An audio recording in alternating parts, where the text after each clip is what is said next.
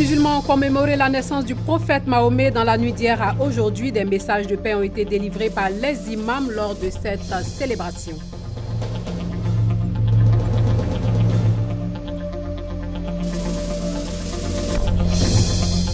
Des menuisiers ivoiriens formés par des experts italiens à la gestion durable du bois, la survie de ce métier dépend de la gestion du patrimoine forestier.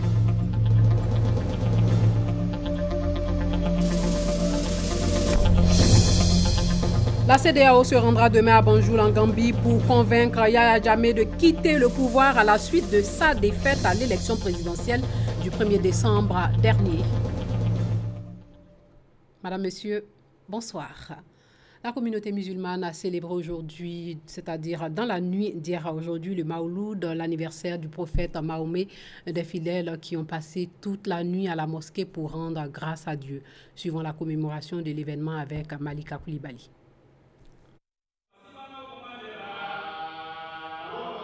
Le Maouloud, une célébration placée sur les fondements de l'unité, la solidarité dans l'enseignement du prophète Mohammed, prophète de l'islam, thème développé par le conférencier Aboubakar Samassi, imam principal de la grande mosquée de la Riviera 3.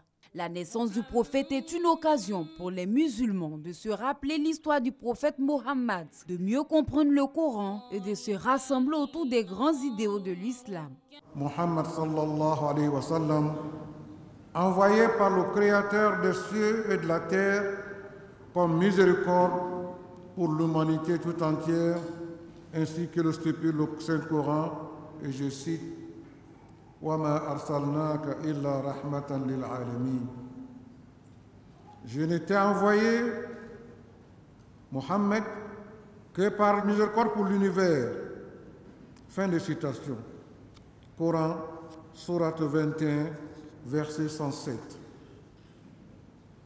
Cela est une nouvelle occasion pour nous de nous rappeler les bienfaits d'Allah subhanahu wa ta'ala et lui témoigner toute notre reconnaissance pour la grâce infinie et la miséricorde dont nous bénéficions de sa part en permanence.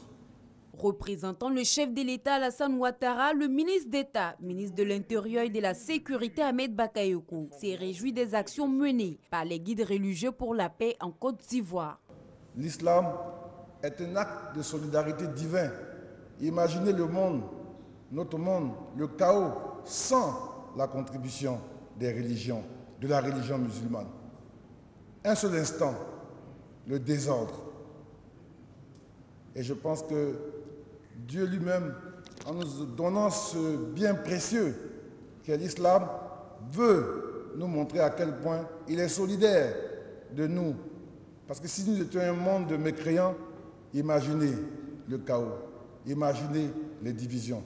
Les religions nous aident à vivre en communauté et dans des codes qui permettent la paix et la cohésion. Et nous devons le renforcer. Plusieurs autres personnalités, dont le ministre de la Communication, Afoussiata Bamba Lamine, et la ministre de la Solidarité, de la Cohésion sociale et de l'indemnisation des victimes, Mariatou Kone.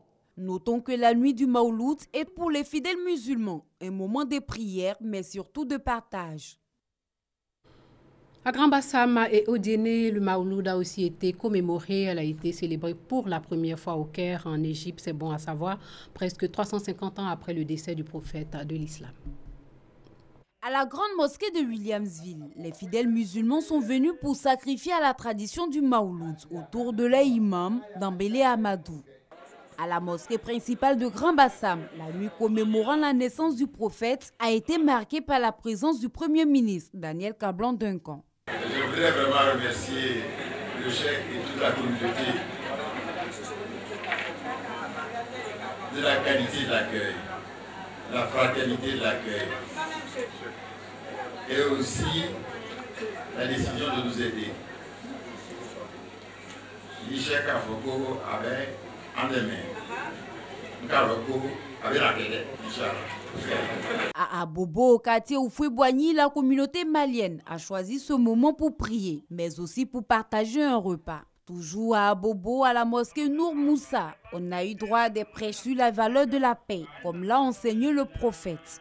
nous essayons d'instruire les gens sur la vie du prophète Mohammed sallallahu alayhi wa sallam et les qualités qu'il avait. Ce nom messager qui nous a été donné, qui nous a enseigné la prière, le jeûne, la zakat, la cohabitation pacifique, n'est-ce pas, qui nous a enseigné pas mal de choses à travers le Coran et ses enseignements. Je pense qu'en ce jour-là, nous devons nous rappeler du prophète Mohammed sallallahu alayhi wa sallam, s'inspirer des qualités qui ont fait de lui cet homme multidimensionnel. Nous ne pouvons laisser passer ce jour-là sans rappeler aux uns et aux autres qui était le prophète Mohammed sallallahu alayhi wa sallam. La nuit du Maouloud dans le district d'Abidjan a été aussi animée par des séances de lecture du Saint-Coran. Célébration du Maouloud à Kelendjan, situé à 13 km de Samatigila, dans la région du Kabadougou. En ce jour de commémoration de l'anniversaire de la naissance du prophète de l'islam, le village grouille de monde. Toute une mobilisation pour le cheikh Bouaké Samassi, guide religieux, réputé pour ses bénédictions. Kelendjan est presque devenu un lieu de pèlerinage. Cadres, guides religieux et plusieurs délégations viennent de partout pour célébrer le Maouloud. Nous avons prié le Tout-Puissant pour que le Maouloud au niveau de Kelendjan puisse connaître un succès de plus en plus grand. C'est un plaisir d'être là avec le dignitaire El Hadj Bouaké Samassi qui a fait des bénédictions pour tout le monde, pour toute la Côte d'Ivoire. La célébration du Maouloud à Kelendjan est à sa 21e édition. Des prières et bénédictions ont été faites pour le maintien de la paix et de la cohésion sociale. 8 personnes ont perdu la vie dans un accident de la circulation sur l'axe à Kunawolo-Tengrela. Une cinquantaine d'autres ont été blessés. La ministre de la Solidarité, de la Cohésion sociale et de l'indemnisation des victimes est allée apporter la compassion de la nation aux blessés et aux ayants droit. Le reportage de Abou Sanogo. Centre hospitalier régional de Korogo. La ministre de la Solidarité, de la Cohésion sociale et de l'indemnisation des victimes au chevet des blessés de l'accident de circulation qui s'est produit le mercredi dernier sur l'axe Kanawolo-Korogo. Ce car en partance pour Tengrela a fait une sortie de route occasionnant plusieurs victimes, dont des décédés. Maretou Kone, accompagné par le directeur du CHR de Korogo, est donc allé exprimer la compassion du chef de l'État Alassane Ouattara et du gouvernement aux blessés. Il y a eu 65 personnes concernées jusqu'à hier. Et parmi les 65, il y a eu 57 blessés et 8 décès. Donc c'est le bilan définitif. Mais il faudra aussi relever que depuis hier nuit, il y a des blessés qui ont été enregistrés au niveau du CHR. Parmi les 57 blessés, 36 qui ont été exéatés. Ils ont tous bénéficié d'une prise en charge. Le président me charge d'informer toutes les familles que les victimes seront prises en charge totalement et gratuitement par l'État de Côte d'Ivoire. Ce sont des personnes qui se rendaient à la cérémonie d'inauguration de l'axe Bouniali-Tengrela qui malheureusement ont été victimes d'accidents. Par la grâce de Dieu, on a constaté que sur les 57 personnes, il y en a qui sont partis à la maison. Ça veut dire que ces personnes ont commencé à recouvrer la santé. Et puis pour les cas graves, c'est-à-dire 21 personnes, sont encore dans l'enceinte du CHR et nous leur souhaitons vraiment un prompt établissement. On vient de constater qu'il y a des cas beaucoup plus graves qui vont être évacués sur Abidjan. L'accident a eu lieu le mercredi 7 décembre dernier aux environs de 17 h. Et voici ce qui reste de ce car d'une compagnie de transport de la place. Après le CHR de Korogo, Maretou Kone a rendu visite au ministre d'État Amadou Gon Coulibaly, secrétaire général de la présidence. La santé des populations au cœur des préoccupations des autorités pour bien conserver les vaccins destinés aux enfants. Un grand dépôt prévu à cet effet a été inauguré dans la commune de Trècheville. Un projet de la Banque mondiale financé par Alliance des vaccins. Thomas Guessambi. Des camions frigorifiques pour le transport des vaccins stationnés aux abords de cette rue annonçaient déjà les couleurs. Un dépôt central de vaccins et de consommables du programme élargi de vaccination. Un ouvrage pour le stockage de vaccins pour protéger plus d'enfants sur le sol ivoirien. Fruit du partenariat entre le gouvernement ivoirien et Gavi, l'Alliance du vaccin, la remise officielle de ce centre a été l'occasion pour la ministre de la Santé et de l'Hygiène publique de se réjouir des bons qualitatifs qui procèdent d'une politique volontariste. La Côte d'Ivoire a fait le choix de la prévention et de la protection des femmes et des enfants par la vaccination. Le résultat que nous allons avoir à partir et plus particulièrement de cette inauguration, ces résultats vont avoir une incidence très importante sur la réduction des différentes maladies de l'enfance. Ngozi Okonjo-Iweala, président du conseil d'administration de Gavi, salue la volonté du gouvernement ivoirien qui fait de la vaccination un des axes majeurs de sa politique sanitaire. J'encourage donc vivement le gouvernement de Côte d'Ivoire à poursuivre ses efforts vers un accroissement important de budget. Environ 500 millions de francs CFA, c'est le coût de réalisation de cette infrastructure. Dans la dynamique, ce sont 20 autres dépôts qui sont prévus d'ici à fin 2017 pour doter toutes les régions du pays de disponibilité en matière de vaccination élargie. La lutte contre le VIH-Sida se poursuit à Daloa. La sensibilisation, la construction, l'équipement des cases de santé villageoises mises en place d'un réseau de soutien communautaire contribuent à réduire l'incidence des IST, VIH-Sida et aussi à améliorer la prise en charge médicale et psychosociale des personnes infectées. Le reportage de Thérèse Tapé-Oboui. Une marche des ONG et des élèves de l'INFAS dans les artères principales de la ville de Daloa pour dire stop au VIH-Sida a débuté la cérémonie. Ensuite, cap a été mis sur le centre culturel de Daloa où les populations et ONG ont été instruites à travers une causerie de bar sur le thème VIH-Sida vers le risque zéro. Cette conférence a porté sur les progrès de la lutte depuis son démarrage, les services cliniques et communautaires offerts au plan local, les facteurs pouvant augmenter les risques de transmission et les actions à mettre en œuvre pour atteindre le risque zéro. Dans le district sanitaire de Daloa, on note un bilan positif dans la lutte contre la pandémie. Sur 383 femmes séropositives, elles ont mis au monde 376 enfants séronégatifs. Ça veut dire que 97% de ces enfants-là sont nés séronégatifs. Un bilan salué par la population. Avoir des enfants séronégatifs à ce jour, cela me donne vraiment un grand soulagement au cœur. Et que la lutte a vraiment porté des fruits au niveau de Daloa surtout. Une bonne nouvelle pour la population. En 2017, toutes les structures sanitaires publiques du département de Daloa prendront en charge toutes les personnes dépistées positives et un laboratoire pour la détection de la charge virale sera mis en place au CHR de Daloa.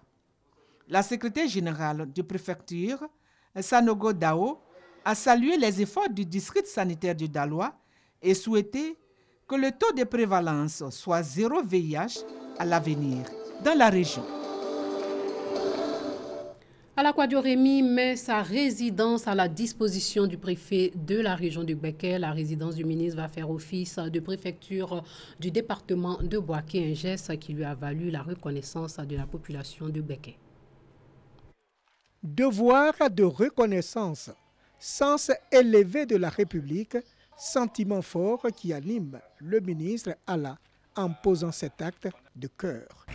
J'ai souhaité tout simplement poser un acte de solidarité. Un acte de solidarité d'abord vis-à-vis du président de la République, vis-à-vis de M. le Premier ministre et de son gouvernement, vis-à-vis des populations de Bouaké. Une préfecture, qu'est-ce que c'est? C'est par excellence l'un des symboles de l'État dans une région. Et lorsque ce symbole-là n'existe pas, ce repère-là n'existe pas, il faut dire que les populations ne se retrouvent pas. Pour le maire de Bouaké, cette vague de violence qui s'était emparée de la ville doit disparaître à tout jamais pour faire place à un esprit de tolérance, de paix et de développement. Un geste symbolique salué par le directeur général de l'administration du territoire, avant d'indiquer que la démarche du ministre Allah Rémy a une valeur de référence en termes de contribution au développement. C'est un bel exemple d'engagement que le ministre d'État salue et il m'a demandé de vous exprimer la reconnaissance infinie de l'administration territoriale. Chaque citoyen doit bâtir ou aider à bâtir une œuvre. Travailler, c'est contribuer à bâtir une œuvre. Et personne ne doit s'en prendre à ce qui a été bâti. Nous en appelons au sens de responsabilité de nos populations, au respect des valeurs de la République. Amani Ipou a aussi invité le préfet à reconstituer le fonds documentaire, à établir le lien avec les services et assister les élus locaux dans leurs prérogatives de développement. 83% des compétences transférées par l'État aux collectivités décentralisées sont exécutées par les ministères techniques, selon une étude menée de 2011 à 2015 et diligentée par l'Union des villes et communes de Côte d'Ivoire et aussi par l'Assemblée des régions et districts. Pour pallier cette situation, un atelier, cette rencontre pour faire des propositions à l'État en vue d'impliquer davantage les collectivités dans l'exécution de leurs missions. Le reportage de Moussa Konaté. 83% des compétences transférées par l'État aux collectivités territoriales sont gérées par les ministères techniques. C'est le résultat d'une étude effectuée par l'Organisation panafricaine des collectivités, cités et gouvernements locaux unis d'Afrique. Une étude réalisée entre 2011 et 2015 sur initiative de l'UVICOSI, Union des villes et communes de Côte d'Ivoire, et de l'Assemblée des régions et districts, ARDCI. La préoccupation des élus a toujours été de décrier l'insuffisance des moyens transférés au regard des compétences qui leur sont dévolues. Mais tant qu'il n'y a pas une évaluation précise de cet état de fait, il est difficile de faire avancer le débat. D'où cette décision d'évaluer le coût des compétences transférées aux collectivités territoriales. La loi ici a transféré 16 domaines de compétences aux collectivités territoriales. Je ne vais pas toutes les citer, vous avez la santé, l'éducation, l'hydraulique, l'aménagement du territoire, etc. Donc ce sont des compétences qui ont été transférées et sur lesquelles, normalement, les collectivités locales ont l'exclusivité de la mise en œuvre. Et donc là, on se rend compte qu'en fait, il y a des structures publiques, autres que les collectivités locales, qui aussi mettent en œuvre ces compétences malgré les dispositions de la loi. Le transfert et la répartition de compétences de l'État aux collectivités existent selon la loi du 7 juillet 2003. À l'issue des échanges, un document sera élaboré. Il devra contenir des recommandations qui permettront aux communes, régions et districts de bénéficier des ressources dédiées aux compétences qui leur sont transférées. La route de l'Est a été réhabilitée. La route Abengoura-Nibilikro, longue de plus de 87 km bitumée, sort la cité de la paix de sa léthargie. Beaucoup a été fait, mais les populations n'ont pas manqué de manifester leur joie, même si elles espèrent voir des voies intérieures d'Abengoura bitumées. Reportage à Eugène Atoubi. À Nibilikro, samedi 3 décembre. À la cérémonie de remise officielle aux populations de l'indénié Guablin de la route Pont-Ané-Kwadiokro à Nibilikro via Abengourou, on pouvait remarquer une très forte délégation venue de l'indénié. À leur façon et dans la pure tradition agni-indénien, les populations du département d'Abengourou ont traduit leur bonheur et leur reconnaissance au président Alassane Ouattara, et pour cause. Au niveau de la ville, c'est chic, comme il y a le goudron, donc on voit ça très beau. Ça me donne la joie au cœur de voir tout ça. Abengourou a été complètement transformé. Et c'est cette transformation-là qui fait notre fierté, qui fait notre joie. C'est pour cela qu'aujourd'hui, nous nous sommes levés comme une seule personne pour aller lui dire merci. Doublement heureuses, les populations d'Abengourou. La raison est qu'en plus de la fin de leur calvaire, leur ville est dans une phase de transformation. Une transformation observable à l'entrée et à la sortie de la ville.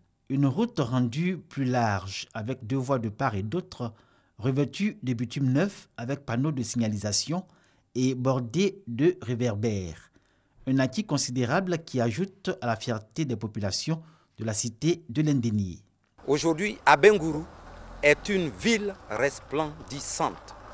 Pour l'enfant d'Abengourou que je suis, je ne peux être qu'heureux. Nous avons bénéficié de quelques kilomètres à Abengourou. C'est déjà soulageant. Mais nous attendons encore une dizaine de kilomètres à l'intérieur d'Abengourou pour que Abengourou soit transformé en une ville moderne, mais pour tendre vers l'émergence dont nous parlons tous aujourd'hui.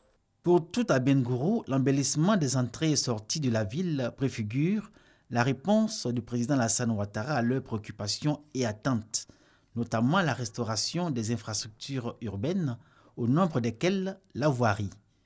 À ce jour, plusieurs quartiers sont encore difficiles d'accès pour cause de dégradation des voies. Il n'y a pas de goudron au plateau. Ils ont fait là-bas, ici, là, il n'y a rien. Quand il pleut, on va marcher, les taxis ne rentrent pas.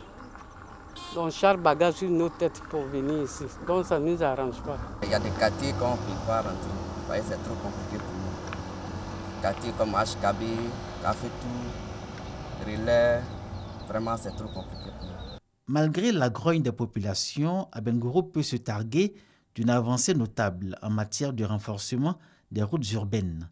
Plusieurs routes hier caouteuses ont été bitumées aujourd'hui, d'autres rechargées, donnant du coup à la ville d'Abengourou un nouveau visage.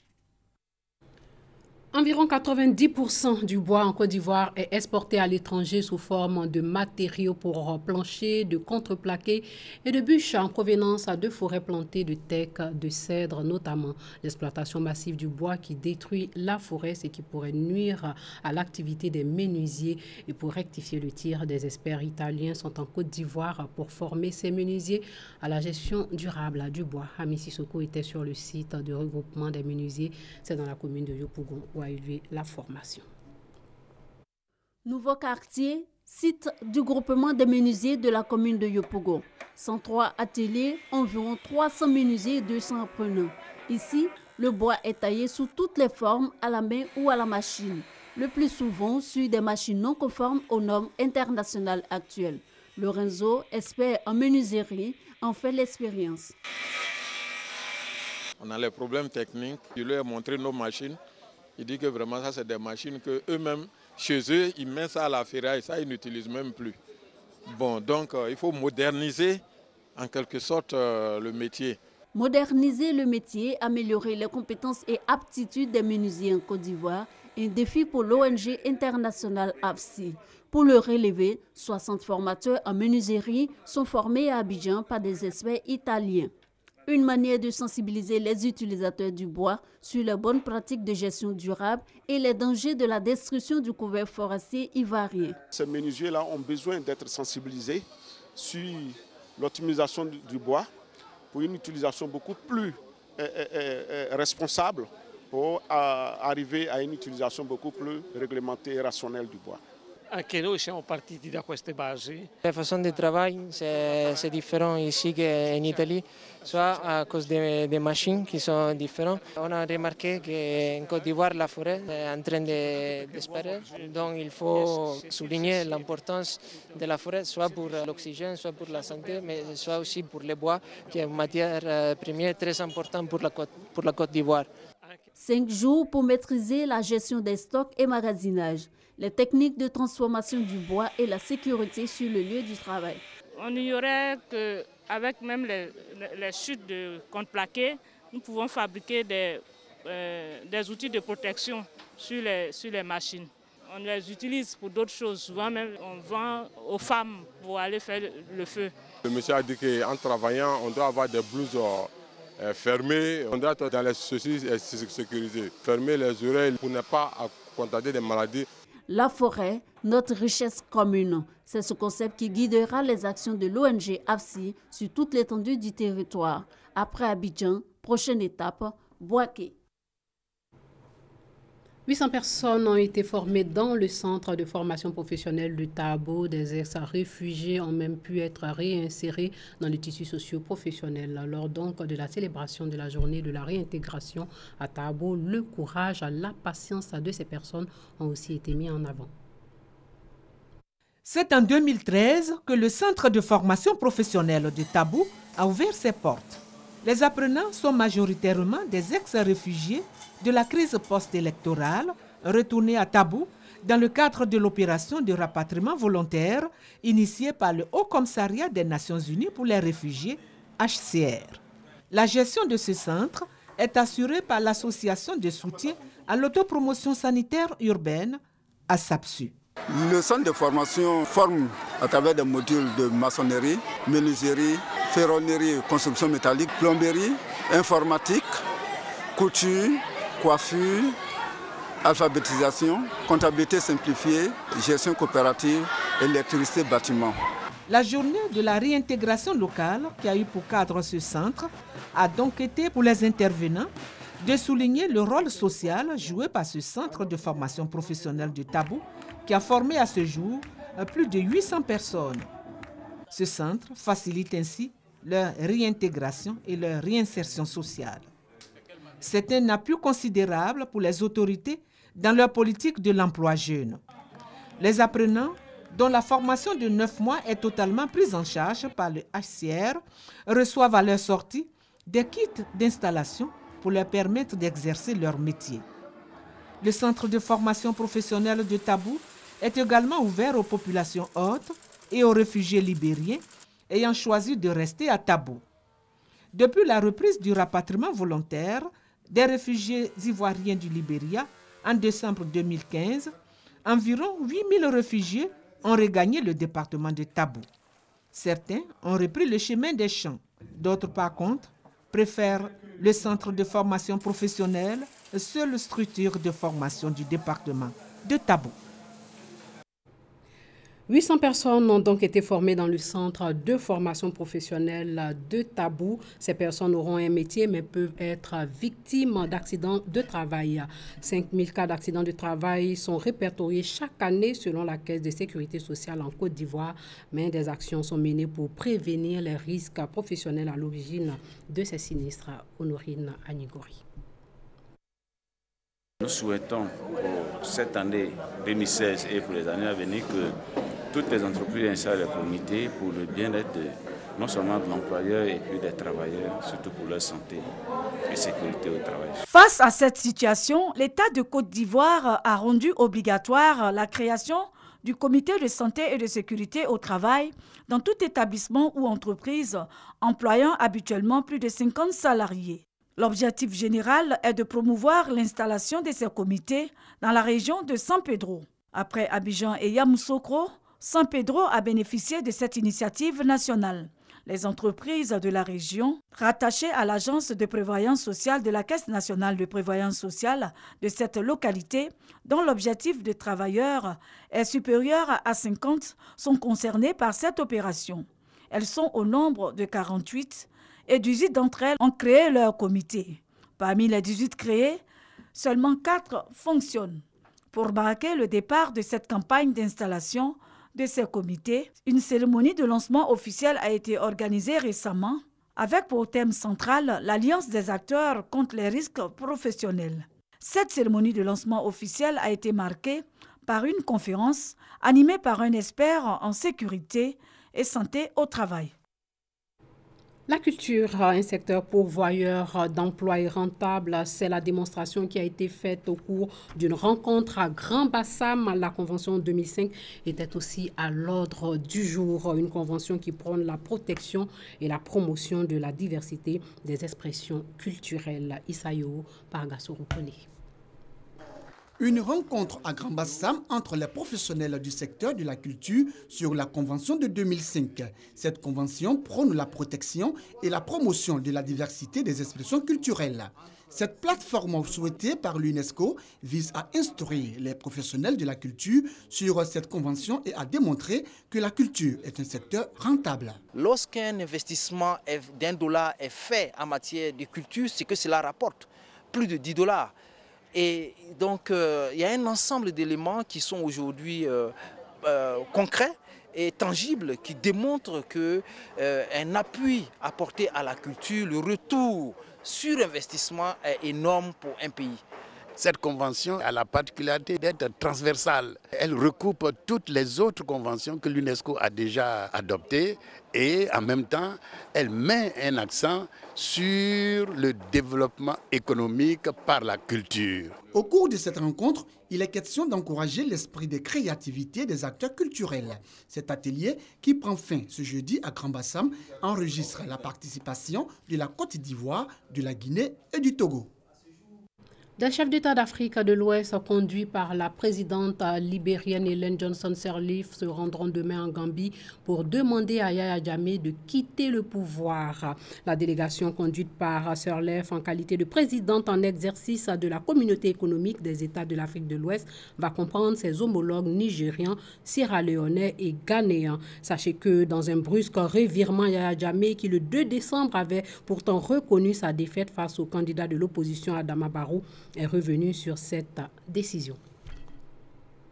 L'attentat contre la cathédrale copte orthodoxe du Caire en Égypte, qui a fait 24 morts hier, a été commis par un kamikaze portant une ceinture explosive. L'annonce a été faite par Abdel Fattah al-Sisi lors des funérailles nationales faites aux victimes. Le président égyptien a aussi indiqué que 4 suspects avaient été arrêtés dans le cadre de l'enquête. Ballon d'or, Cristiano Ronaldo sacré une 4e fois cette année grâce à ses victoires en Ligue des Champions et à l'Euro. Cristiano Ronaldo apparaissait comme le grand favori pour le Ballon d'or et aujourd'hui le Portugais a bel et bien reçu son 4e trophée personnel. C'est tout pour ce soir. Portez-vous bien.